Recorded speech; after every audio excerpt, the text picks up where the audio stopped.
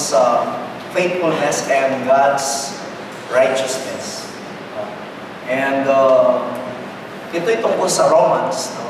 Yung ating pag-uusapan. Kapag tayo nagbasa ng Bible, titingnan muna natin yung pinakaunahan para maintindihan natin yung ating babasahin all throughout sa lahat ng mga chapters. So sa Romans, nakalagay dito, ang sabi, no?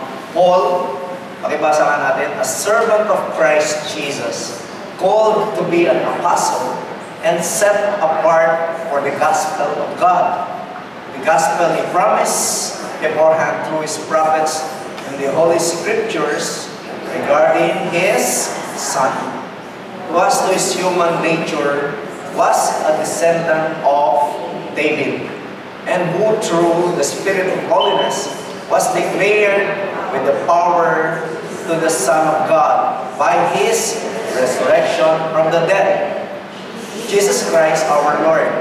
Through Him and for His name's sake, we receive grace and apostleship to call people from all among the Gentiles to the obedience that comes from faith. And you are also among those who are called to belong to Jesus Christ.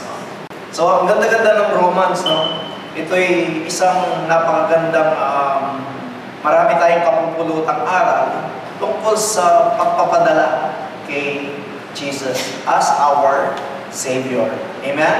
So, ang akala ko dito nung binubuo ko siya, nakakuha yung chapter 1 and chapter 2. Buti na lang, meron talagang yung spirit ko ay nangungusap, ano. Talagang, inumpisa ko ulit yung 1 and 2 kasi naibigay sa akin is chapter 3 and 4.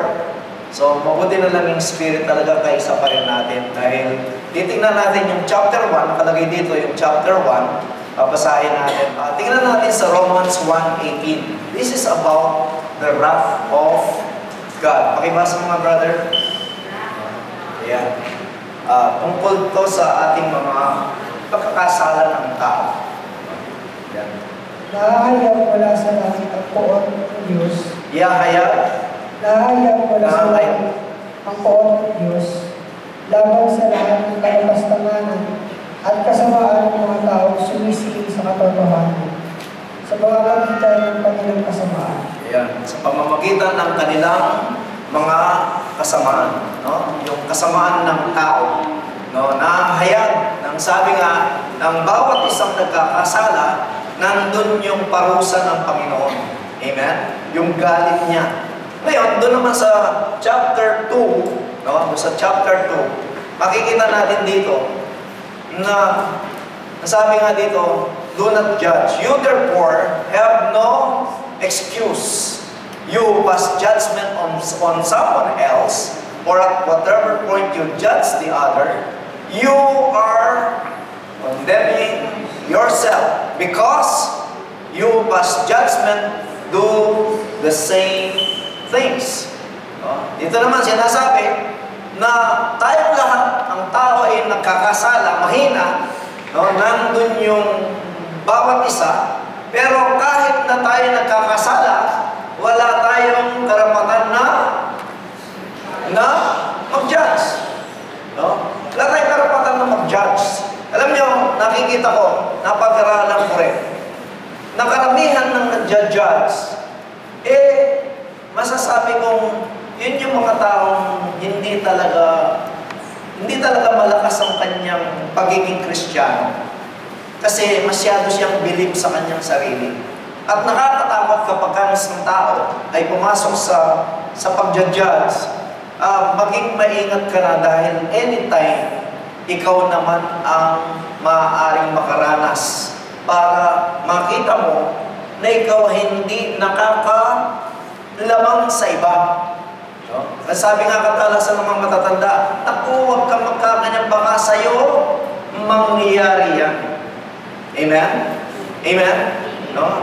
At ang pag-judge sa tao ay masasabi nating isang kawalan ng pagmamahal sa bawat isa sa atin. Kasi pag ginudge mo na siya, nawawala na yung pagmamahal, nawawala na yung pangunawa nasasabi nasabi ni Lord, love one another. At saka yung sinasabing, forgive one another. Meron pa nga forgive 77 times 7. No? Minsan 7 pa lang 1 pa lang, hindi mo na kayang patawarin. No, hindi ka nga maabot ng 7. Pero sinasabi, forgive 77 times 7. Sa ating lahat, katulad ng halimbawa yung katabi mo na yan, hanggang ilan kaya ang pwede para siya patawarin? Pakitignan mo nga yung katabi mo. Pakitignan mo nga, kaya bang magkasala niya ng 7 sa'yo at kaya mo pa siyang tanggapin? Hello? Kaya mo pa ba siyang tanggapin? Parang mahirap na no? Kasi mararanasan natin minsan sa haba ng pagsasama-sama ng tao, pagka nagkasala lang siya ng medyo may kabigatan, nakakalimutan ng maraming magandang pinagsamahan. Yun ang problema. No? Yun ang problema. Kaya nga ako sabi nga, talagang napakahirap pala na talagang ng tao kapag ginjudge mo siya, pagdating ng oras talaga, marirealize mo na kailangan na ikaw ay bababa ng Diyos at ituturo niya sa iyong pamamaraan na kailangan mo siyang mahalin. Hanggat hindi ka kasi nagmamahal, nawawala yung tinatawag ng pagiging Kristiyano. Wala tayong karapatan na hindi magmahal.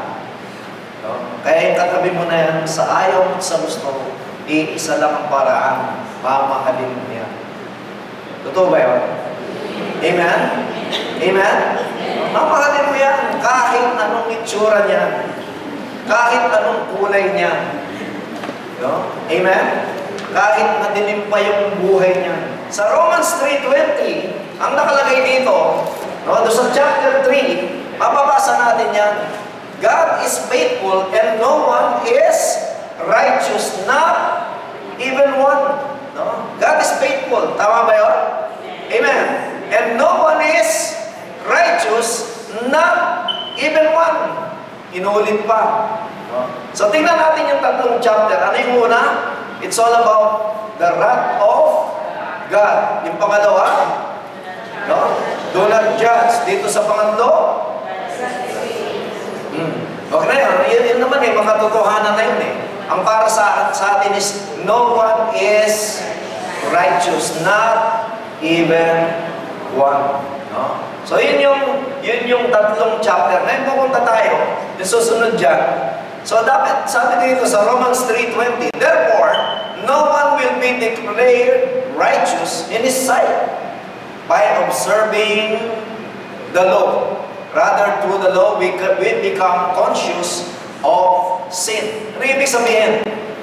Ang sabi dito, nung dumating si Kristo, ang katotohanan, sabi nga, yung kahit na sumusunod ka dun sa batas, no? Kahit sumusunod ka, kahit na-observe mo yun, hindi ka pa rin magiging banal. Wala pa rin ang kabanalan. Kasi during that time, maraming mga batas. No?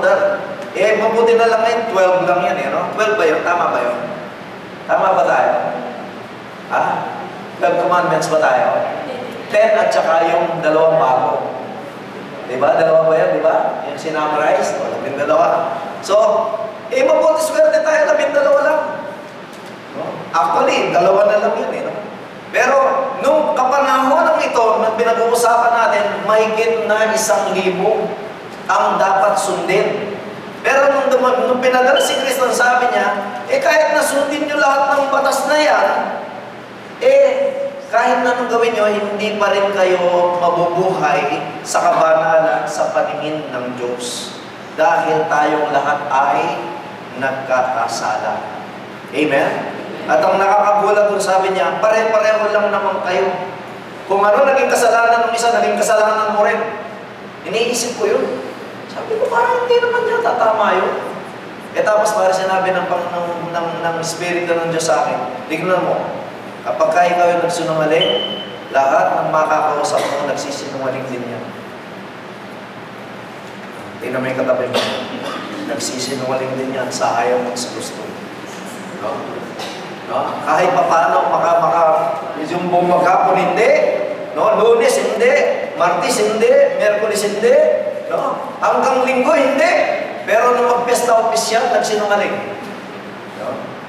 Siguradong na mahuhulit tayo sa ating pang-araw-araw.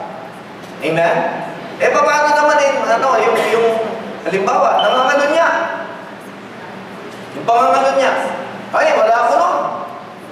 Wala ako nun.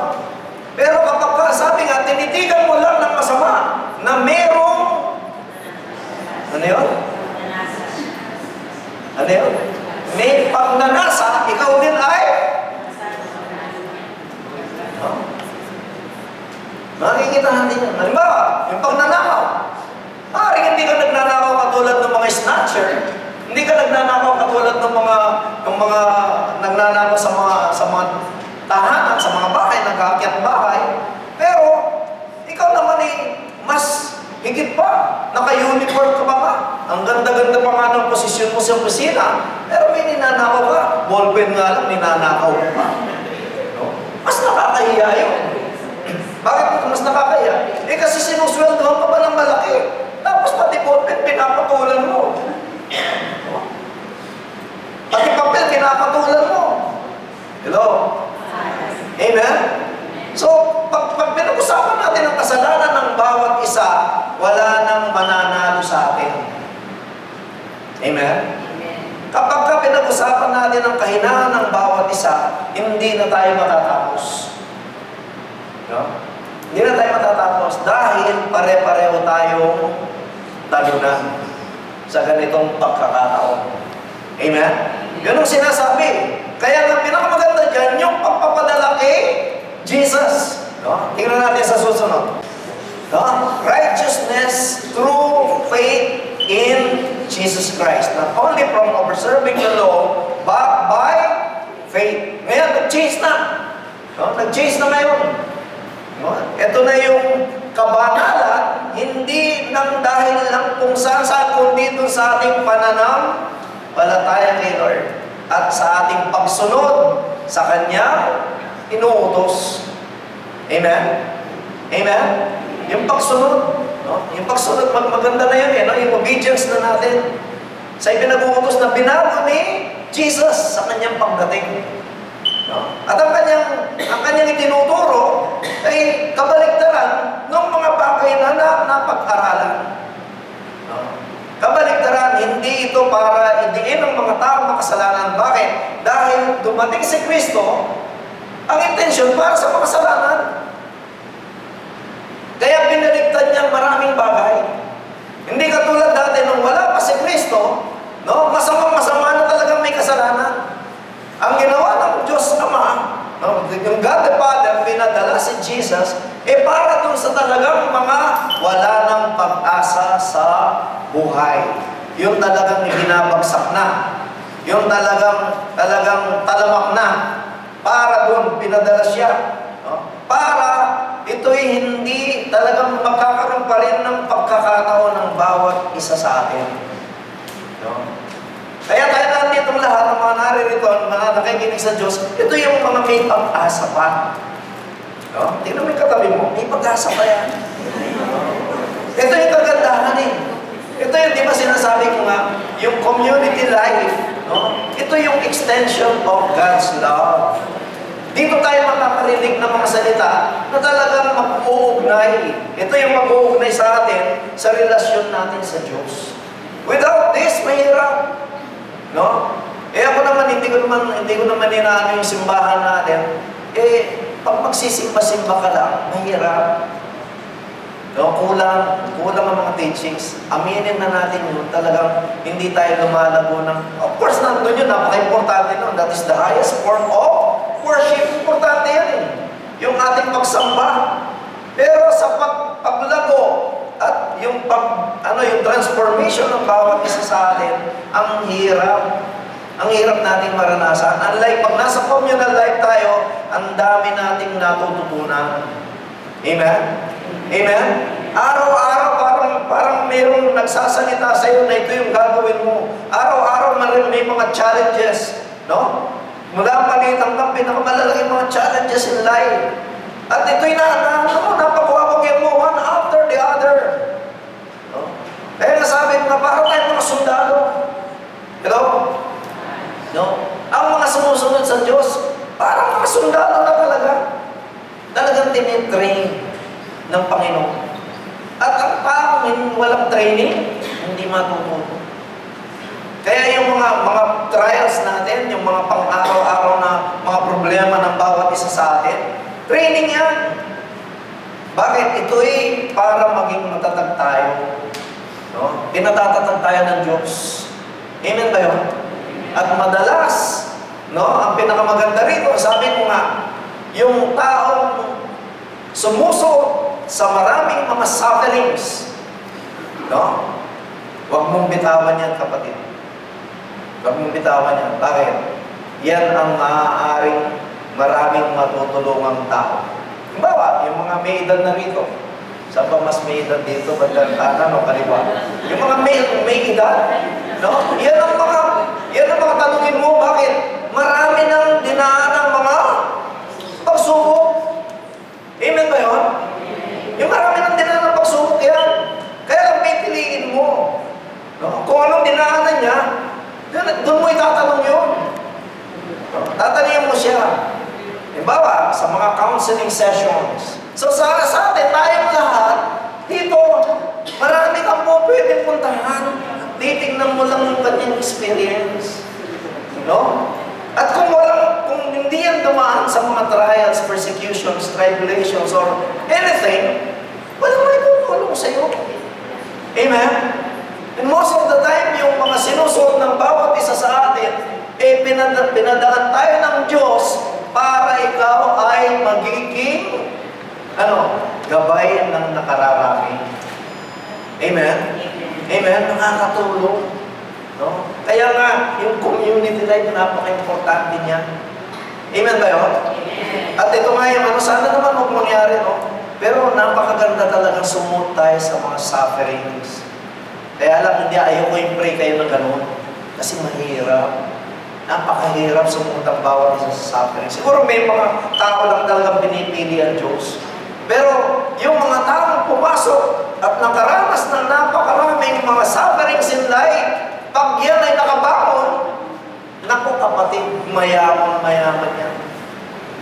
Mayaman yan. Maniwala kayo sa akin. At doon niya makikita, maunawaan kung gaano siya kamahal ng Diyos. Amen? No? Gaano siya kamahal ng Diyos. Bakit? Makikita na niya ang mga tao na siya na mismo ang pupunta pag may naamoy ng problema. Ito yung maganda, no? Ito yung maganda. Yung mga taong nagsuffer ng matitindi. No? Ng matitindi. Ito na yung hindi mo nalalapitan. Pag may nakikita na siya mga tao na may mga problema, yun siya na ang lalapit. Siya na. Alam mo? Kasi alam na niya bibigyan na niya kagad ito ng mga advices. Siya na magbibigay ng advice. Naaamoy na niya. No? Kasi naranasan niya. Wag na yan, ito yung gagawin mo. Amen? Matatag na siyang Kristiyano. At napakasarap nun. Napakasarap nun. Makikita mo na talagang yung paa mo ay nakasayad na sa lupa. Amen ba yun? Amen? Palakpakan natin ang Diyos na pagkakas. Ito yung sinasabi nung sabi nga kahit sundin mo maraming batas, no? Kung wala ka namang obedience at wala kang pananampalataya sa Diyos, hindi ka maliligtas dahil dyan sa Mark 10:17-23, the rich young man. No? Di ba? Ito yung sabi niya, Lord, paano kung may inherit ang kaharian ng Diyos? Ang sabi niya, ito yun, inisa-isa niya yung 10 Commandments. Sabi niya, okay na ako dahil sa lahat ng yun. No? Naging may kabanalan nga siya. Bakit? Wala siyang ginawang against kasalanan. No? Pero sinabi ni Lord, kung gusto mo talaga, ipagbili mo ang iyong mga kayamanan at ipamigay sa mga taga-friends of the Divine Mercy.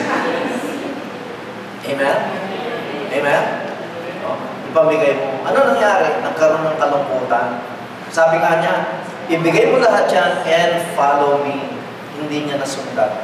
Ano sabi ni Lord? Napakahirap pala talaga pumasok ang mga mayayaman, no, sa karir. So makikita natin mga kapatid, yung Romans, no, isang napakagandang balita sa ating lahat, sa lahat ng may kasalanan. Napakagandang balita. No? Bakit? Yung pananampalataya, yung pinamagandang mensahe dito, yung pananampalataya natin sa Diyos at pagsunod sa Kanya, ang siyang magbibigay sa ating ng daan para buksan ang langit sa ating lahat. Amen? At may maganda pang kasunod yan. Ang kasunod niyan ay, sabi nga dito, no? Dito sa James 4:17, anyone then who knows the good he ought to do and doesn't do it, sins. No, pumapasok na ngayon, hindi lang sa pananampalataya, kundi sa paggawa, sa work. Hello? Hello? So, nung una, masama ang tao, at dapat hindi ka nag-judge, at ang lahat ay nagkasala. Doon sa chapter 3, doon sa 4, no? Sa chapter 4, ang sabi niya, dumating si Jesus, kailangan lang manampalataya ka at sinundan ito ng may mabuting gawa. Kasi kung may maganda kang dapat gawin, dapat ito'y gawin mo. Kung hindi, ikaw ay nagkakasala. Yung palang merong obligasyon dito na alam niyang dapat niyang gawing mabuti at hindi niya ginawa, siya ay nagkasala. Hello? Amen? No?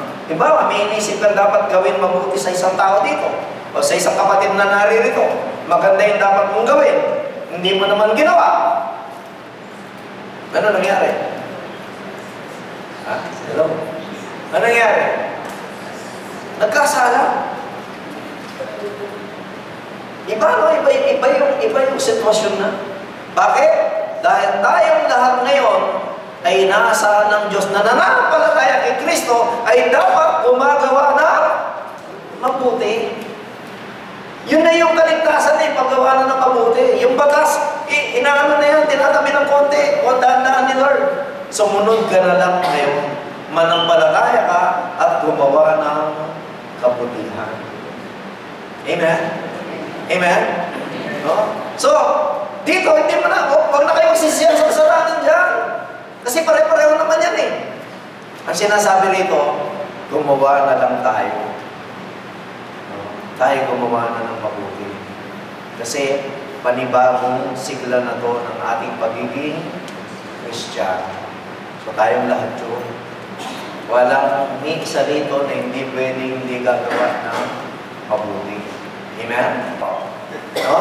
Faith is a natural virtue whereby inspired and assisted by the grace of God. We believe that the things which He has revealed are true. The things are true. Ito maganda. Si Abraham, doon sa chapter 4, nakalagay dyan eh. Siya ay naging manggagawa through work, faith, and work. No? Si Abraham. At yung mga sumunod pang mga saling lahi, tinuruan na sila na maging manggagawa na. Bakit? Kasi noong unang panahon, ang tao ay mapanghusga. Basta sinusunod lang din ang batas. Yung mga sumusunod yun ang mga mapanghusga. Binaligtad ngayon, huwag kang manghusga. Ikaw naman ang gumawa. So binaligtad na ni Lord. Kaya tinuturuan tayo ay magpatuloy, no, sa ating paglalakbay. At magdala ng marami. Instead of lumayo ang maraming tao, ikaw ang maglalapit ngayon. Nung araw na malayo eh. May kani-kanyang upuan. No? Nung unang panahon, kani-kanyang upuan ng mga mayayaman. No?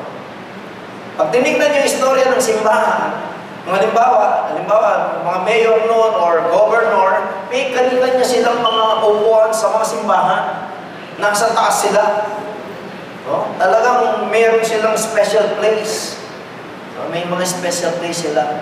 Kaya kapag parang nabibili nila simbahan noon, inalis lahat ng Diyos yan.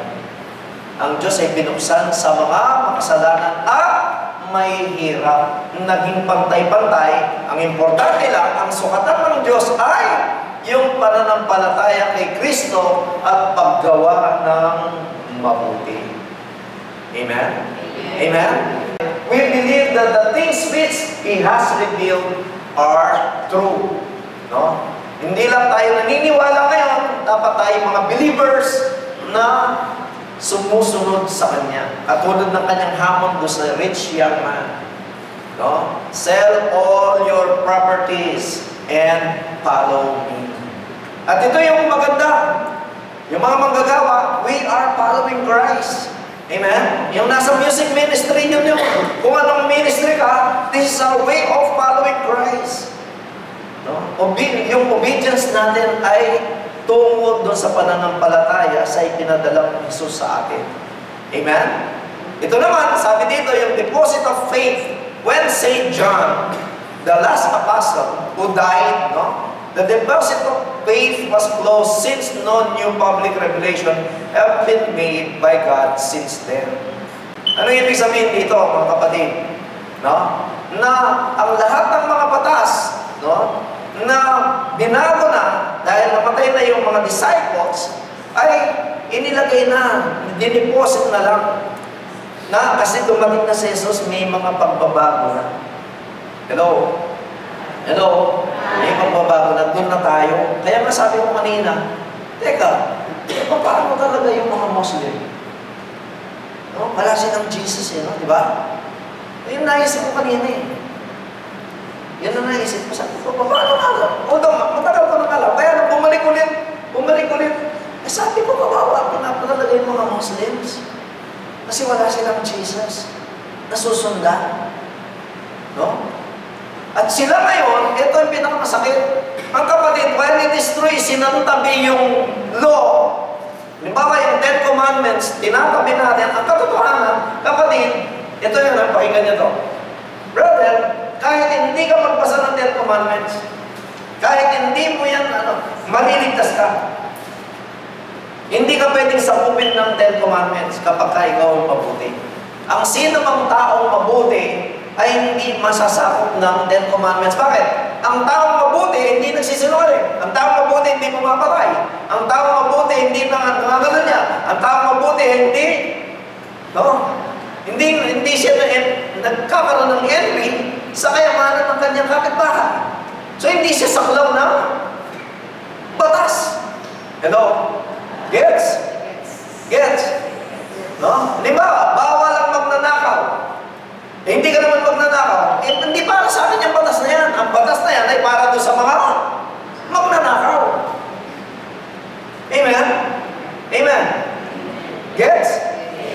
Hindi ka saklaw noon. So, ito yung pinakamaganda ron. Ngayon, yung kay Jesus, sabi kong hirap. Kaya pala bumabaligtad na sitwasyon ngayon. Hindi niyo ba napupuna? Yung mga Muslim countries ngayon ang bumabaligtad, nagkakaroon ng napakaraming mga problema. Totoo ba yun? Totoo ba yun? Amen? Ang dami na nilang problema. Well, it's true all over the world, pero mas matindi ang mga problema ng mga Muslim countries ngayon. At isa sa makikita na mapapatunayan natin, the oldest, or sabihin na natin, pinakamatandang lugar na sa buong mundo, ang Egypt. Egypt. Amen? Amen? Pinamatanda na yan. Grabe, mga kapatid. Nung napunta ako sa Egypt, wala na, napagod na ako maglakad. Ayaw ko nang tapusin yung museum. Ayaw ko na. Yung mga mamis, ang laki-laki kasi. Ang laki-laki yung museum. Sabi ko, ayaw ko nang tapusin yan. Sobrang napakarami nilang mga tawag doon? Mga sinaunang mga artifacts, dami-dami, mapapagod ka. Hindi mo na siya tatapusin. No? Sagana sila sa istorya. At doon nag-umpisa napakaraming istorya. Amen? Pero ano nangyari? Hanggang ngayon, hindi naka-recover. At mas worse pa sila ngayon. Just imagine mo yun. Pinakamatandang bansa, pero sa panahon natin, sila ngayon ang pinaka-worse. Pinaka-worse. Ako hindi ko na dinidream magbalik doon. Alam niyo kung bakit? Ang dumi. Ang dumi. Yung walang pedestrian crossing doon. Talaga, ang mga sasakyan kahit walang mga guhit ang kasada, kung saan sila lulusot. At karamihan, 80%, puro may bangga ang mga sasakyan. At wala kang makikitang na sasakyan, malinis. Wala. Sabi ko, ito ba yung pinaka-oldest city? At talagang dapat ito na yung pinakamatino sa lahat. Pero hindi mo napapangarapin bumalik. At doon mo masasabi na talagang kapag ka hindi mo ka pananampalataya, ang sinasabi ko na para sa sarili ko, pag talagang hindi sumunod sa pinag-uutos ng Ama at iniutos na sumunod kay Kristo, wala talagang mangyayari. Amen? Kaya napakaswerte natin or napaka-blessed natin na meron tayong Jesus Christ. At ang pinakamaganda, bonus, ito yung bonus, tayong lahat na narito, meron tayong divine mercy. Mula kong umpisa, 7 in faith and works. The Catholic Church has thus always taught that faith without good works is useless. So tinutulak na tayo ngayon na tayo ay maging manggagawa na. Hello? Amen? Dito tayo magdeposito ngayon ng paggawa dahil ito ang magdadala sa atin sa kabanalan. No? Kanina, walang banal sa pamamagitan na dahil sa ating mga kasalanan. Pero kay Abraham at sa mata ng Diyos, nagkakaroon ng kabanalan ng tao. No? Iba na, no? Kanina, walang banal dahil nagkasala lahat. Pero dito ngayon, nung pagdating ni Jesus, nang dahil sa pananampalataya natin sa Kanya, sa pagsunod sa Kanya, at sa paggawa ng napakaraming kabutihan, sa mata ng Diyos, tayo ay nagkakaroon ng kabanalan. Baligtad na. Pwede pala tayong maging banal. No? Tingnan mo yung katabi mo, pwede maging banal. No? Kanina, parang nag-umpisa yung chapter 1 about the wrath of God. Yung sobrang galit ng Diyos at wala nang maliligtas. Pero dito, kapag ka ikaw ay nandun na, no? Yung ating pagsunod at talagang totoo ang ating mga ginagawa, nagpapatuloy tayo, hindi ka napapagod, sige lang ka ng sige, hindi ka nagbabago, umulan umaraw, nandyan ka, no? Nagbibilang ka na ng taon, no? Kapatid, sa mata ng Diyos, ikaw ay merong kabanalan. Amen? Hindi ko lang alam kung merong magiging santo o santa pagdating ng oras sa ating divine mercy. Malay mo. Pwede ba yun? Pwede bang mangyari yun? No? Sa panahonan kaya natin ngayon na namumuhay dito, meron kayang ditong magiging banal talaga. May susunod kaya kay Sister Faustina. So dito sabi niya, Abraham was justified by faith and works. Amen? No? Katulad niya, no? Mga halimbawa. So sabi nga, faith without action is there. Dito natin makikita, kakaiba talaga ang pagmamahal ng Diyos sa ating lahat. Binibigyan tayo ng pagkakataon, hindi lang para maligtas, kundi talagang tayong lahat ay mahal na mahal ng Diyos. At huwag kang mag-alala sa iyong kahinaan, sa iyong mga kasalanan, basta ikaw lang ay magbalik loob at gumawa ng mabuti, tayong lahat ay makakarating sa kinaroroonan ng Panginoon. Amen? Amen?